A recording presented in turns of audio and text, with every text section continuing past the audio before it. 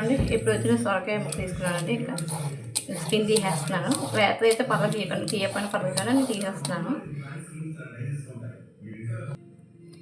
చూడండి సొరకాయ అయితే ఇలా అనేసి కూరేసుకొని క్యారెట్ ఎలా కొట్టుకుని వచ్చాము అలాగే ఇవి కూడా కూరేసుకోవాలండి. ఇక్కడ చూడండి ఇలా కూరేసుకోవాలి. చూడండి దీంట్లో పచ్చిమిర్చి సాల్ట్ గుండగా కూరేసుకోవచ్చు. దీంట్లో మనకు ఒక కప్పు సొరకాయ పేజ్ వచ్చిందండి కోరుకునేది. చూడండి మనం కారం బట్టి వేసుకొని అయితే 3 పచ్చిమిర్చి వేస్తానండి. మరి పేస్ట్ చేస్తే మిక్సీ పట్టి చూడండి దీంట్లో ఉల్లిపాయలు మెయిన్ ఉల్లిపాయలు కూడా వేసుకొని మనం చూడండి అదే నువ్వులు కూడా అండి. నువ్వులు బాగుంటాయి.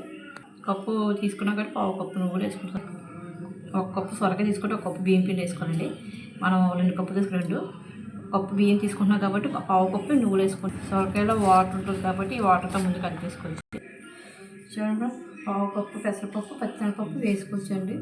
ఒక గంట అరగంట ముందు నానబెట్టుకుంటే మంచిది. చూడండి పిండి అయితే ఈ విధంగా చపాతీ పిండిలో కలుపుకొని పెట్టుకోవాలి. టేస్ట్ చూసుకోవాలి.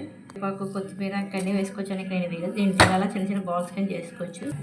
మనం డీప్ ఫ్రైకి ఆయిల్ వేసేద్దామండి. చూడండి ఇలా చేసుకొని సొరకాయలు ఆయిల్ వేసేసుకున్నాయి. ఒక్కొక్కటి ఇలా హోడెట్టుకొని కూడా వేసేసుకుందామండి. ఒక్కొక్కటి మన సొరకాయ గాలి పిండి చూడండి మన సొరకాయ గాలి కూడా వేసి